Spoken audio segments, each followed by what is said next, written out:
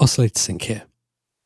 Earlier this year, Dubreq, who make the Stylophone, released the DS2, an analog drone synthesizer, and a lovely thing it is too.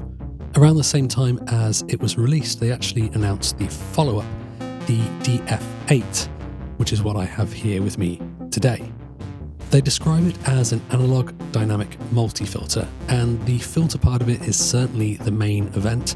Having a good sounding dual or stereo filter in a nice little package is certainly a really exciting thing, but we shouldn't limit ourselves to just thinking about it as a filter, because it has a bunch of utilities built in, it has some effects built in, and it can be used as an instrument in its own right.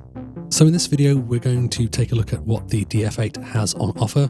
We'll do a big long demo taking great stock of what the filters can do, but we'll also look at the other features that are there as well. There'll be chapters in the description, so if you want to jump to just the sound demos or other particular parts of it that you're interested in, then feel free to do so. But I'm going to start by just talking about what the DF-8 has on offer. Let's start with a summary of the features that we have here. In the middle of the DF-8, and at the heart of it, if you like, are the filters. And we have two identical filters. Their features are identical. So at the middle of this, we have the mode control, which allows us to switch between 8 different filter modes. And actually what it really is 4 different modes and then 2 different filter architectures altogether. We have the Gen R8 style filter, which comes from the Gen R8 synth. I have one of those, and I can tell you, and we'll hear this soon, this is a dirty, gritty, slightly unstable and very characterful filter.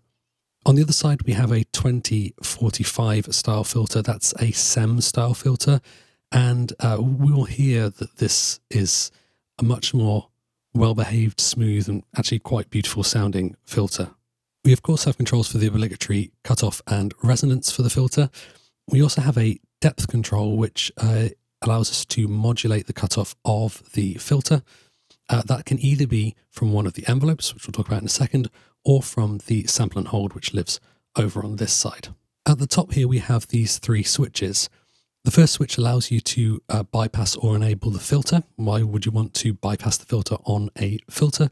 Well, it's actually because after each filter, we have a VCA, a voltage controlled amplifier, which is a way for us to modulate the volume of a signal as well. So you can either have it essentially droning and always allowing the signal through, or we can have a VCA, which can be controlled either by patching into the CV, also patch into the cutoff, or we can have it triggered by one of our envelopes. Envelope 1 is normal to filter 1, envelope 2 is normal to filter 2, although we can override that with this switch here. We can also invert the VCA, which is great for doing sort of pumping and pseudo compressor type effects. Each filter also has a noise control, so you can introduce noise into the filter, either to mix it with whatever signal you are filtering, which can be a really great way to introduce a bit of movement, especially when there's some resonance going on, or as a pure sound source. And this is kind of how we can start using the DF-8 as its own instrument. On the right, we have a mix control for the volume of each filter's output, and we have a switch to go between mono or stereo, where filter 1 is panned hard left and filter 2 is panned hard right. A stereo filter is a really lovely thing, and to that end, if you want the filter movement to kind of be moving together, we also have a cutoff link switch here, which means that the cutoff of filter 2 will be controlled by the cutoff of filter 1, but you can use the cutoff then as an offset. We also have a level control on our mixer for the built-in delay. This is always in mono, so it's always going to be sat down the middle. And it's, to my ears, a little bit dirtier than the one on the DS2, or maybe it's just that you can drive it a bit harder. I actually really like having this mono rather than stereo, because when you're working in stereo, it kind of gives you this phantom image down the middle, which makes things just sort of feel more coherent, I think, to my ears. That delay has a time and repeats or feedback control, and also a modulation depth for the time, which can again be controlled by the sample and hold or one of the envelopes. Speaking of the envelopes, we have two pretty well featured envelopes here. They can either be in envelope mode, so ADSR, attack, decay, sustain, and release, in which case they will require a gate signal, which you can either patch in here, you can press manually here to trigger it, or we can set up a threshold for the audio input to trigger the envelope when it goes over a particular threshold. That envelope can be set to be a linear response or a more snappy exponential response. And that's kind of going to depend on what you're trying to do. I tend to think that actually linear usually sounds better on a filter and exponential maybe more on a VCA, but you can kind of tailor that to taste. The other thing that we can do with the envelopes is put them into a looping mode, in which case only the release and attack are important, but you can then create LFO shapes by adjusting the relative attacks and releases. I think that's probably everything in terms of the features, so let's have a listen to the filter. So I've plumbed in a oscillator from the DS2, and I'm going to turn it up in just a second. I think what we'll start by doing is comparing the low pass on the Gen R8 and the 2045, because that will give us a good feeling for the kind of relative sound qualities of these two filter architectures, because they are quite different. So on the Gen R8 first.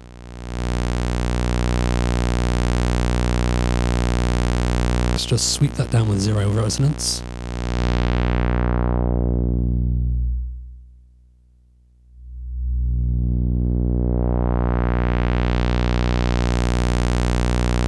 And compare that to the 2045. You can already hear it has a bit more low end, maybe it's overdriving a little bit.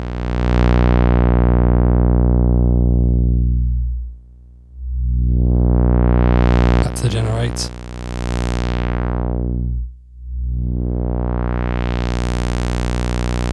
So not a huge difference in terms of like the character without the resonance turned up. Let's bring the resonance up to about a third. So Gen R8 again.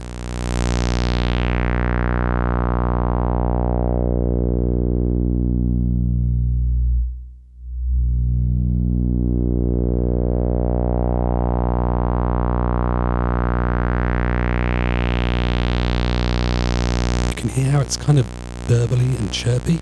Let's go over to the 2045.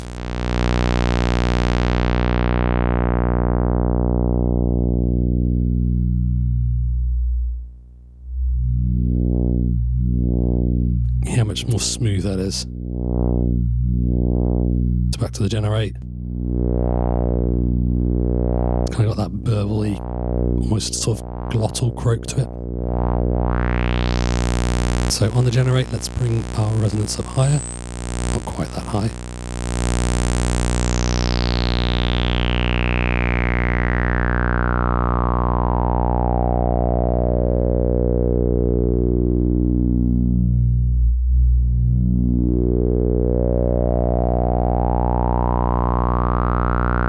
It's quite lovely. It's almost like you get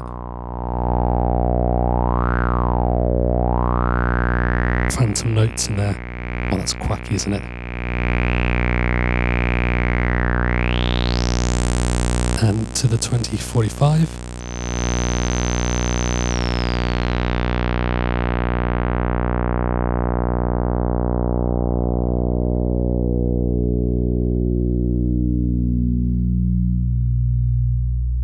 It kind of does that thing where it picks out the harmonics and snaps the harmonics rather than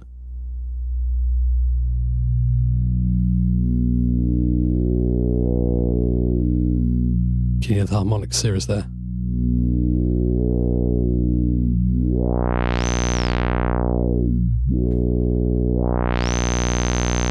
So we'll go just shy of full resonance on the Gen R8.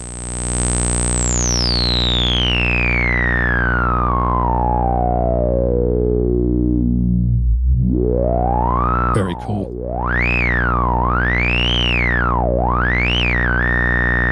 And the 2045.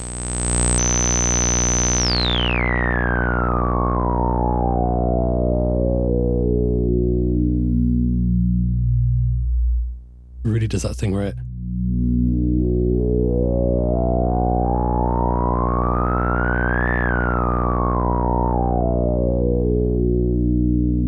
almost like an arpeggio.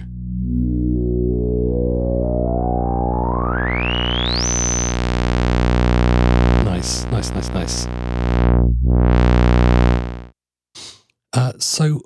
What else do we have in terms of filter modes? Well, both have a bandpass, so let's have a little listen to that. Maybe not quite as in depth. Have the filter resonance sort of in the middle and see how that sounds. So this is the generate.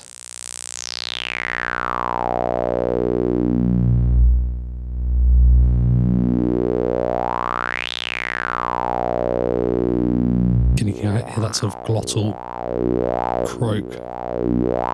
Very sort of vocal. And going across to the 2045. Oh, whoops.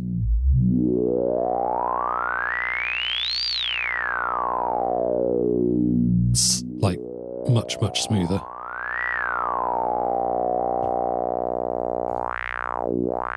Still got a nice talkative sort of wah-wah vocal thing happening in there. Lovely. So heading back over to the Gen R8, we have a high-pass filter, which we don't have on the other side.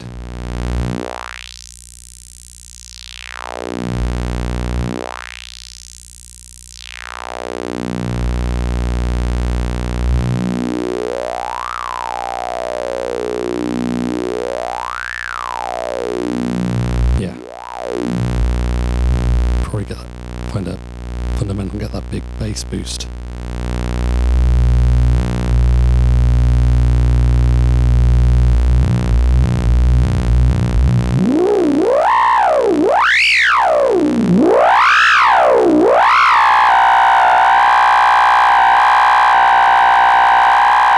Almost like little chords in there. And of course, if you found that a little bit harsh, we could always patch out of that filter into the second one to take some of the top end off. We also have a notch here. Which gives you kind of like almost like a phaser sound. The resonance here kind of tightens up the notch. So almost like it reduces what it's doing. It just barely gets to like a proper oscillation in there.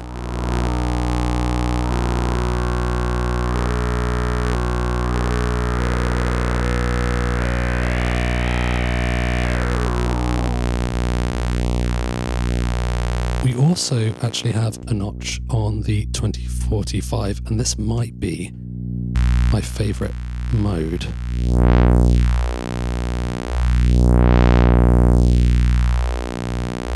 It's lush, but what's really lush about this is when we bring in the resonance, because unlike on the other side where we basically just tighten things up, we get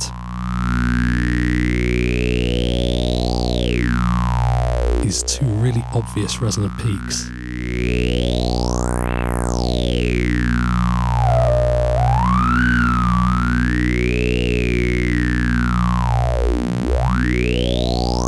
I think that's really nice. Just around there.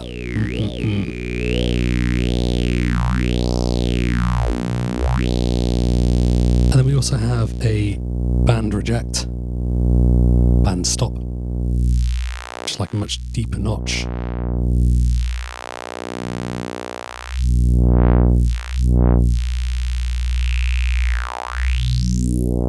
Kind of get that dual resonant peak again, kind of closer together, I think. It's a little bit different from the notch, just not quite as deep. Lovely. So you could clearly hear that in almost all of these modes here, we have a strong resonance, maybe not the notch on the Gen R8, but certainly pretty much every other mode. And that means that we can turn up the resonance on one of the filters, and we can get it to self-oscillate and provide its own sound. So it can be used as a sound generator in its own right. On the 2045 side, we have a pretty clean sine wave. It sounds nice. On the Gen R8 side, not as clean, but hey, a more harmonically rich sound gives you something to filter.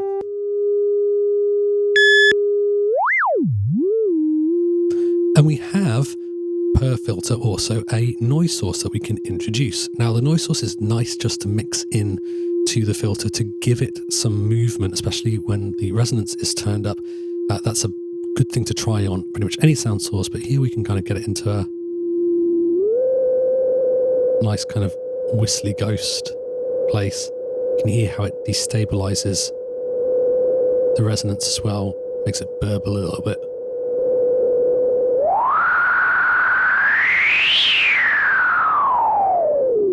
It's one of my favorite sounds.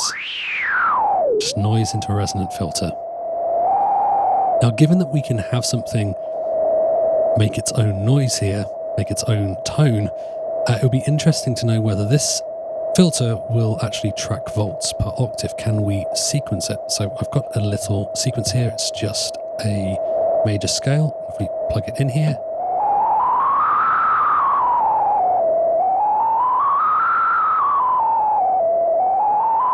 that tracks very nicely. Lower.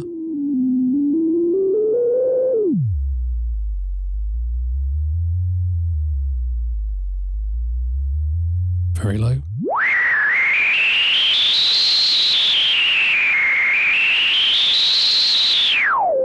So this filter, the 2045, tracks beautifully over a wide range, pretty much the whole range.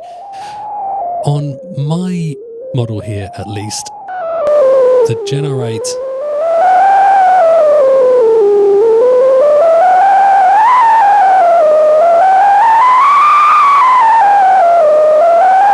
isn't quite as spot on.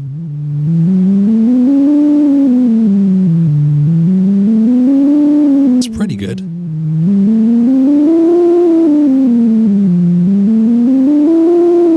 Not quite as locked in, I don't think, as the other side.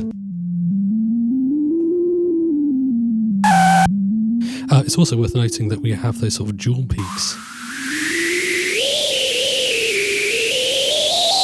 on our notch as well.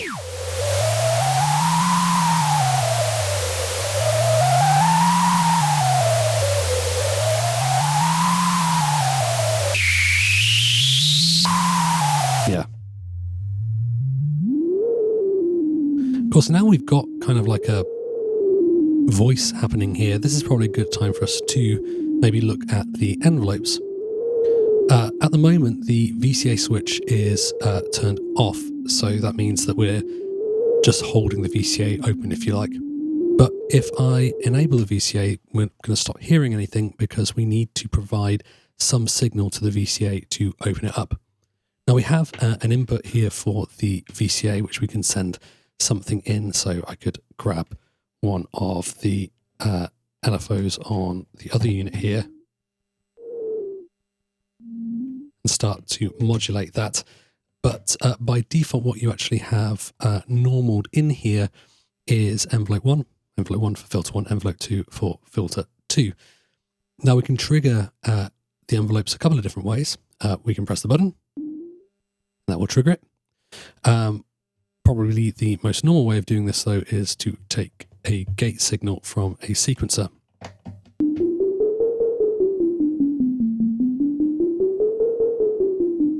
And now we have a synth voice. It's playable. If we took a keyboard with CV out, we could literally just play that with the keyboard as well. And we can adjust our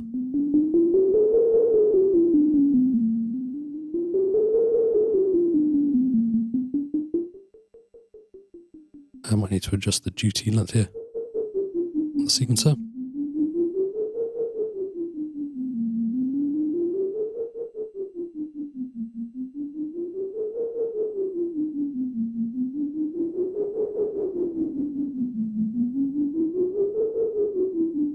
add some delay.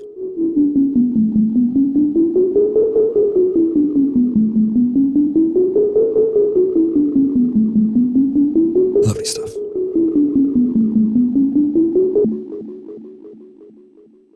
Through the magic of editing, things are different temporarily because I want to talk about one other really neat feature of the envelopes on the DF-8. So I'm just going to start this going. So drum beat is going here. At the moment, the filter is turned off. If we turn it on, obviously, we'll get a filtered sound instead. Very nice. So down at the bottom here, we have a switch next to the manual gate control, which says envelope 1 gate. And if we turn this on, what's going to happen is the gate signals for envelope 1 are going to be derived from the audio input for filter 1. So you can see now that each time there's a beat, we're getting a gate signal firing off. Very nice. So that means that if I now have my filter modulation source set to the envelope and I turn up the depth,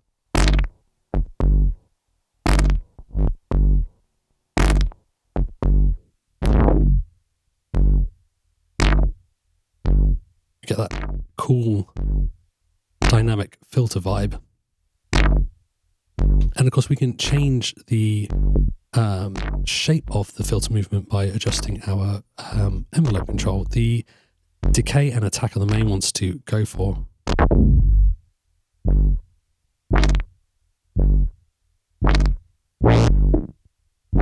Get that nice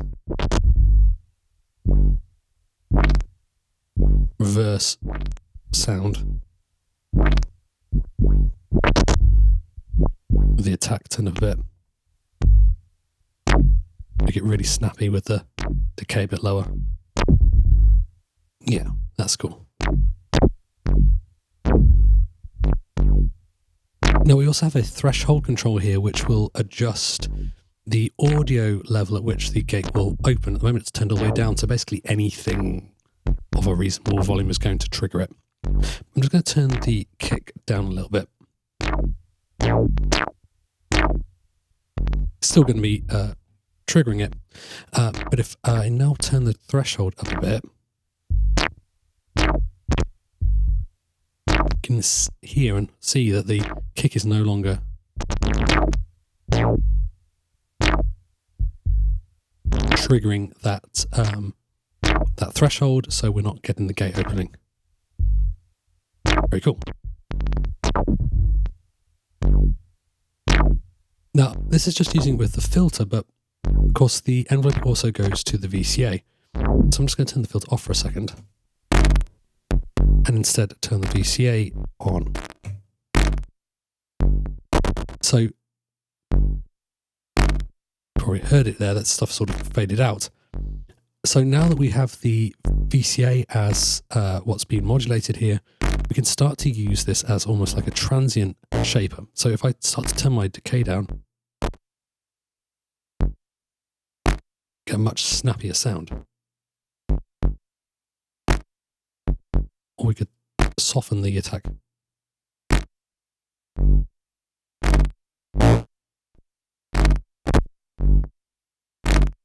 And by adjusting the threshold, bring the kick down again. We could even use it just to extract one of the sounds, the louder sound. Very cool. Now, the other switch that we have here on the filter alongside the VCA is this inversion switch. So what this is going to do is hold the VCA open, but the gate now is going to be shutting down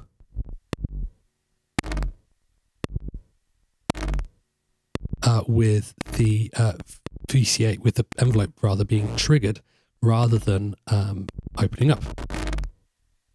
This is essentially a compressor, right?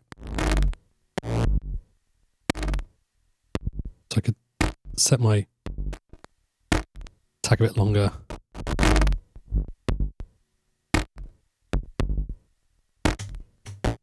you start getting different transient effects. And what we could do even is if I mult the audio input to the other channel as well,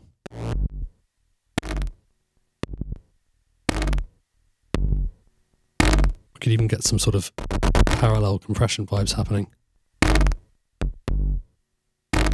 There's the original.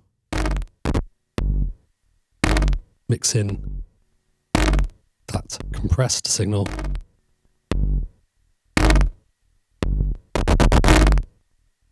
Let's get more punch.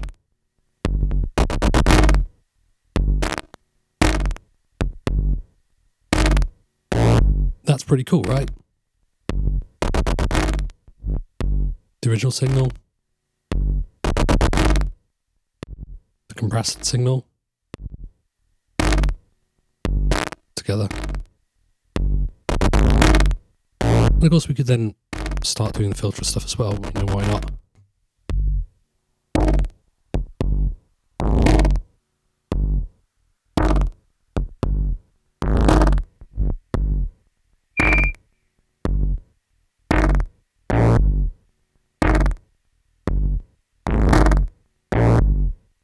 Bring in the delay.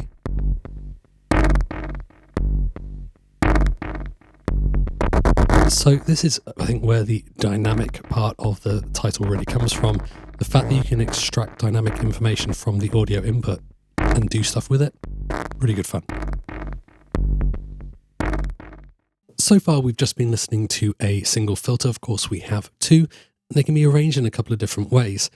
So you can use them cascaded. So you can do something harsh on the first filter and then bring it into the audio input on the second to sort of tame it. You can use it to just mix together two different signals in mono, but we also have stereo mode as well. And although having a stereo filter able to process stereo signals is very compelling and certainly a great use case, one of my favorite uses for stereo filters is actually to create sort of spectral movement in the stereo field, almost like a filter-based panning or expander. So let's have a listen to that. So here's filter 1. I'm just taking a sequence from the DS2, bring up filter 2, and yep, that's fine, because that's in mono. Now if we go to stereo, immediately we get some widening. And as we start to move those cutoffs around, it's like we're panning the sound, but it's not just about the volume, although that's certainly part of it because we'll be cutting out, attenuating parts of the signal, but it's a tonal thing as well.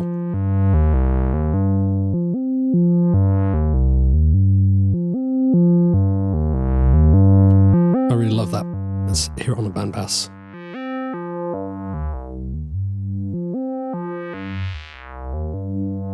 Bit more resonance.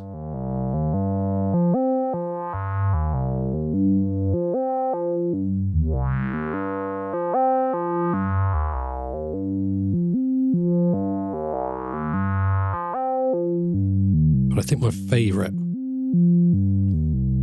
as it already was expressed, is the notch, right?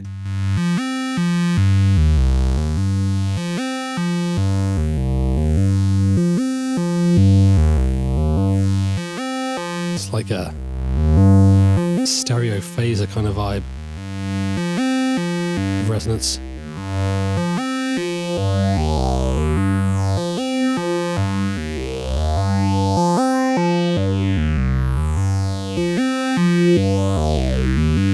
That's great. Let's modulate that a little bit. So let's turn both of the envelopes onto looping modes. Set the attack and release fairly long, but not the same on both of them.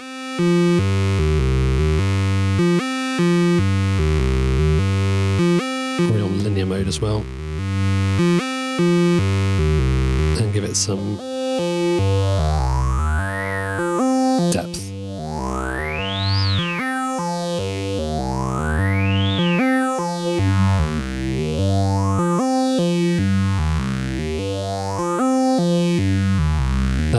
cool.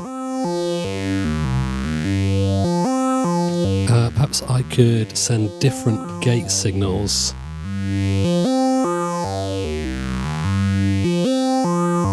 Ooh, I've got an idea. So let's take these back into envelope mode, and let's instead use the sample and hold.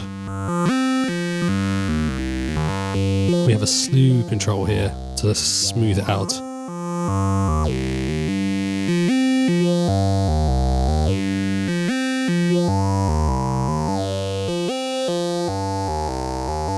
And let's take some gate signals into the VCA, into the envelope even.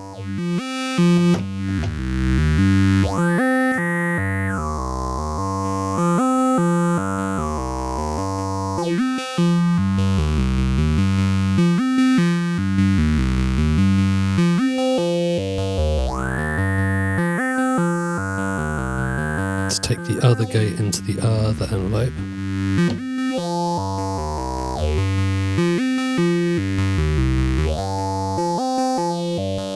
And turn the VCA on there as well.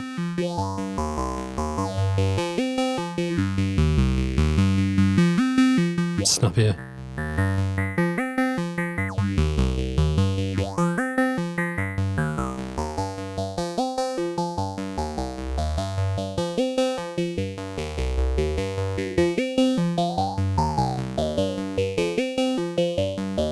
Bring in the delay.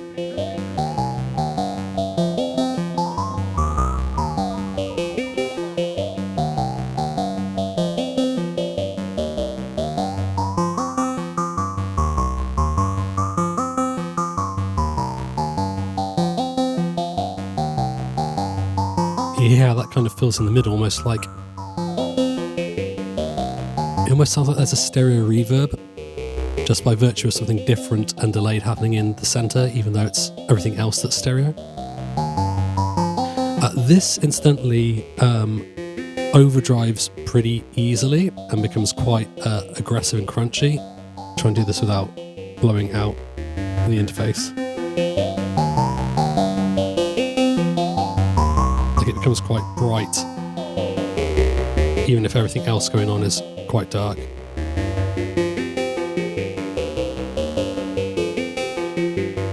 Try a different filter type. Let's maybe go to the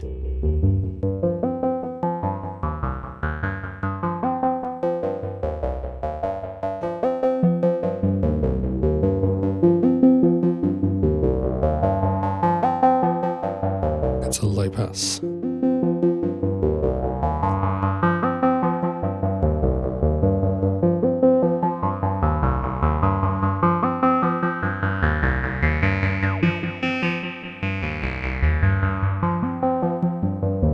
Move that just to a more standard envelope.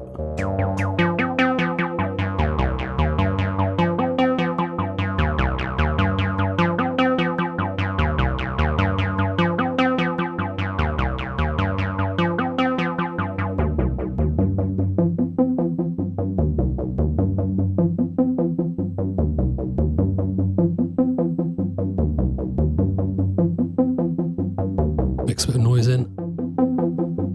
Give some of that attack.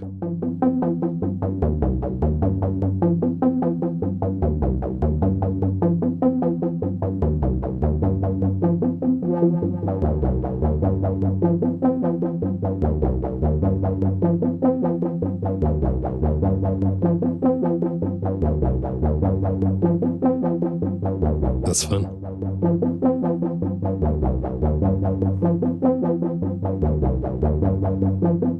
If we turn the cutoff link here,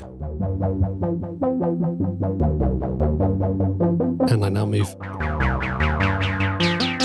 this one, they'll both move. Try the bandpass.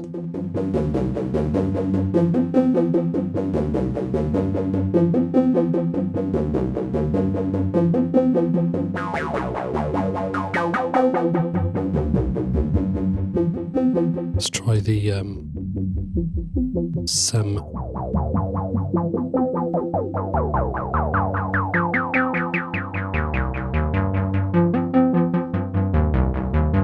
Oh, that's just a lovely filter sound, isn't it?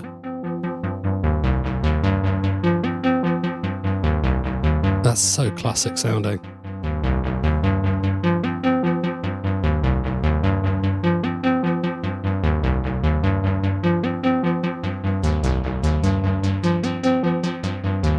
And reminder, this is only one oscillator that we're hearing here. All we're doing is introducing a different stereo cutoff and different gates into the envelopes to derive kind of two different patterns from this one droning oscillator.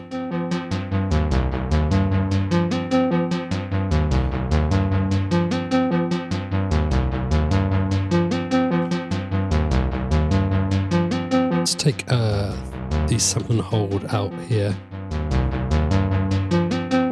and put it into the cutoff. Now notice that although I'm patching something into the cutoff here, it doesn't break this depth here.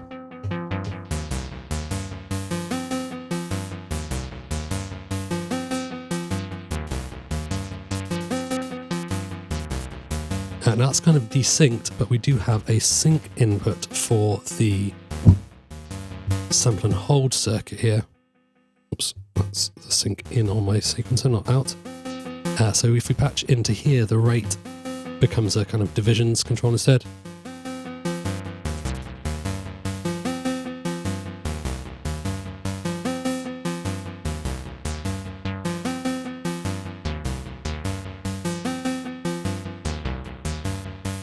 It's cool.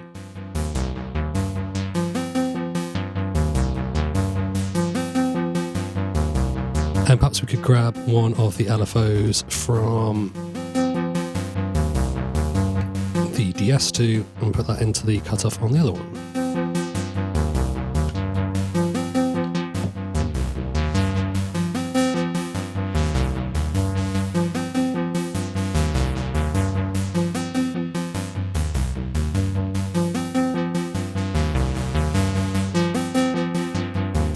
Yeah, that's nice.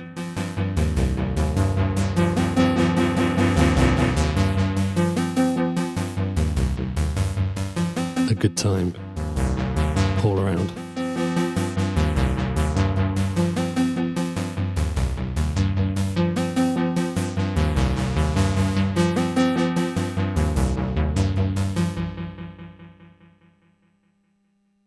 It is no surprise to me, and probably not you if you follow the channel, that this video is already pretty long. So in the interest of not making it even longer, expect in the coming weeks another video on the DF-8 where I dive into a couple of different patch ideas and full patches to try. I've got a bunch of stuff that's still kind of on my mind to play with this, but can't do all of them in a single video, I don't think. But I hope that gave you a good overview and a good feel for the sound of the DF-8. Like the DS2, I think this offers really good value.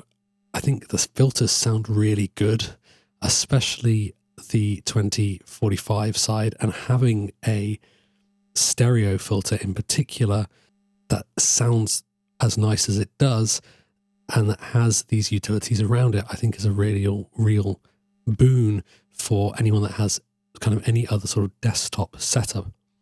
There is a question maybe to be asked, you know, do you need this or do you need something that makes sound more in a lot of cases? And I think it's not a surprise to Dubreq that this is maybe a harder sell than the original DS2, simply because this feels like a full synth, whereas this is something that goes on top of a synth.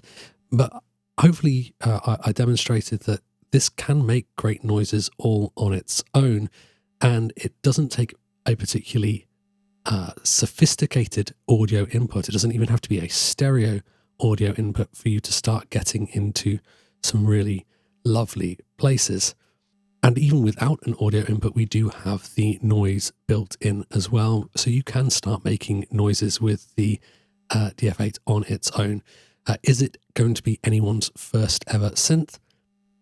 I suspect not. But is it a very worthy addition to any kind of synth setup, I would argue, yes, it probably is. You could even use this as like an end of chain effect on a larger setup for doing drops and stuff. There's lots of things you could be doing there. Well, I hope that was useful, and as always, thanks for watching. If you did enjoy the video, a like on the video, a subscribe is a big help. The YouTube algorithm really doesn't seem to like synth videos as much as it once did, so that's a big help if you could do that to give it a bit of a boost. I really, really appreciate that. Otherwise, as always, thanks so much, and until next time, take care. Bye-bye.